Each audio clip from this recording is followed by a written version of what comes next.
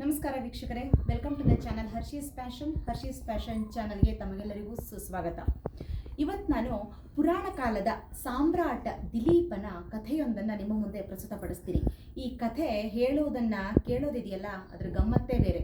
ನೀವೆಲ್ಲರೂ ಈ ಕಥೆಯನ್ನು ಕೇಳಿ ನಿಮ್ಮ ಮಕ್ಕಳಿಗೂ ಹೇಳಿ ಹಾಗೂ ಮಕ್ಕಳಿಗೆ ನೀತಿಯನ್ನು ತಿಳಿಸ್ಕೊಡಿ. ಪುರಾಣ ಕಾಲದಲ್ಲಿ ರಘುವಂಶದಲ್ಲಿ ಒಬ್ಬ ಸಾಮ್ರಾಟ ದಿಲೀಪ ಅಂತ ಇದ್ದ.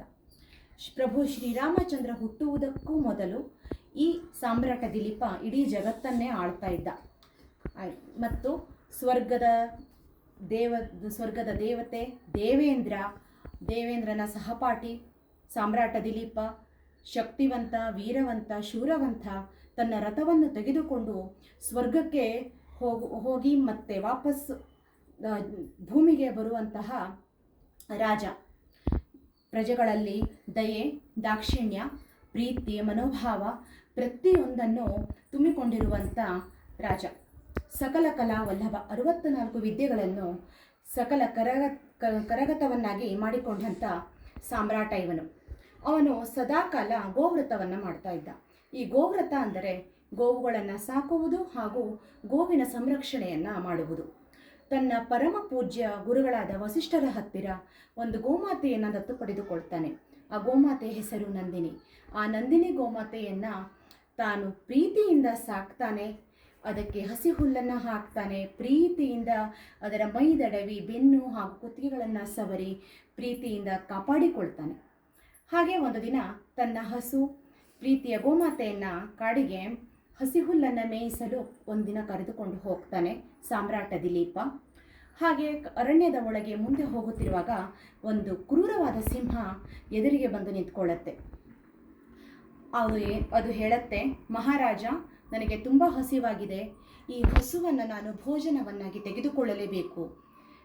ಈ ಹಸುವನ್ನು ನಾನು ತಿನ್ನಲೇಬೇಕು ಅಂತ ಹೇಳುತ್ತೆ.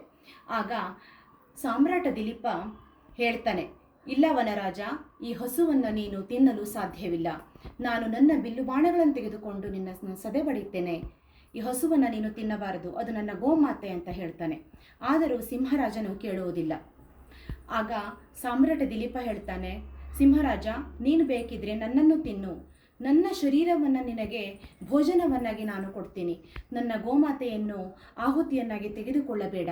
ನನ್ನ ಗೋಮಾತೆಯನ್ನು ನೀನು ಭೋಜನವನ್ನಾಗಿ ತೆಗೆದುಕೊಂಡರೆ ನಾನು ನನ್ನ ರಘುವಂಶಕ್ಕೆ ಅಪಕೀರ್ತಿಯನ್ನು ತಂದ ಹಾಗೆ, ಕಳಂಕವನ್ನು ತಂದ ಹಾಗೆ. ನನ್ನ ಇಡೀ ವಂಶ ಗೋ ಸಂರಕ್ಷಣೆಯಲ್ಲಿ ಮೊದಲಿನಿಂದಲೂ ತೊಡಗಿಕೊಂಡಿರುವ ವಂಶ. ಅದನ್ನು ನಾನು ಮಾಡಲಾರೆ. ಅದರ ಬದಲು ನೀನು ನನ್ನನ್ನೇ ಭೋಜನವನ್ನಾಗಿ ತೆಗೆದುಕೋ. ಅದರಿಂದ ನಾನು ಜಯಶೀಲನಾಗಿ ಸ್ವರ್ಗವನ್ನು ಸೇರ್ತೀನಿ. ನನ್ನ ಗೋಮಾತೆಯನ್ನು ಸಂರಕ್ಷಿಸಿದೆ ಅನ್ನುವ ಸಂತೃಪ್ತಿ ನನ್ನಲ್ಲಿರುತ್ತೆ ಅಂತ ಹೇಳ್ತಾನೆ. ಆ ಮಹಾರಾಜನ, ಸಾಮ್ರಾಟನ ತ್ಯಾಗ ಮನೋಭಾವ, ಉದಾರ ಬುದ್ಧಿ ಹಾಗೂ ತನ್ನ ಪಶುಗಳ ಬಗ್ಗೆ, ತಾನು ಸಾಕಿದ ಪಶುಗಳ ಬಗ್ಗೆ ಇರುವ ಪ್ರೀತಿಯನ್ನು ಕಂಡು ಆ ಸಿಂಹವು ಕಾಡಿನೊಳಗೆ ಹೋಗಿಬಿಡುತ್ತೆ. ವೀಕ್ಷಕರೇ ನೋಡಿ, ಪ್ರತಿಯೊಂದು ಕ್ರೂರ ಸಿಂಹದ ಮನೋಭಾವನೆ ಪ್ರತಿಯೊಂದು ಮನುಷ್ಯರಲ್ಲೂ ಇರುತ್ತೆ. ನಾನು ನೀವು ಅಂತಲ್ಲ, ಪ್ರತಿಯೊಂದರ ಮನುಷ್ಯನ ಮನಸ್ಸಿನಲ್ಲೂ ಅಡಗಿಕೊಂಡು ಕುಳಿತಿರುತ್ತೆ. ಅದನ್ನು ನಾವು ನಮ್ಮ ಪರಸ್ಪರ ಪ್ರೀತಿ, ವಿಶ್ವಾಸ, ಪರೋಪಕಾರ ಬುದ್ಧಿ, ತ್ಯಾಗ ಮನೋಭಾವನೆಯಿಂದ ನಾವು ಅದನ್ನು ದೂರ ತಳ್ಳಿ ಒಳ್ಳೆಯತನವನ್ನು ಬೆಳೆಸ್ಕೋಬೇಕು. ಅದೇ ಸಹ ನಮ್ಮನ್ನೆಲ್ಲರನ್ನು ಕಾಪಾಡುತ್ತೆ. ಇದನ್ನು ನೀವು ನಿಮ್ಮ ಮಕ್ಕಳಿಗೂ ಹೇಳಿಕೊಡಿ. ಮಕ್ಕಳಲ್ಲಿ ಪರೋಪಕಾರ ಮನೋಭಾವನೆ, ತ್ಯಾಗ ಬುದ್ಧಿಯನ್ನು ಬೆಳೆಸಿ ಒಳ್ಳೆಯ ಸಂಸ್ಕಾರವನ್ನು ತುಂಬಿ. ನಿಮಗೆಲ್ರಿಗೂ ಈ ಕಥೆ ತುಂಬ ಇಷ್ಟ ಆಯಿತು ಅಂದ್ಕೋತೀನಿ. ನಿಮ್ಮ ಮಕ್ಕಳಿಗೆಲ್ರಿಗೂ ಹೇಳಿ. ಇಷ್ಟ ಆದರೆ ಕಮೆಂಟ್ ಬಾಕ್ಸಲ್ಲಿ ಕಮೆಂಟ್ ಮಾಡಿ.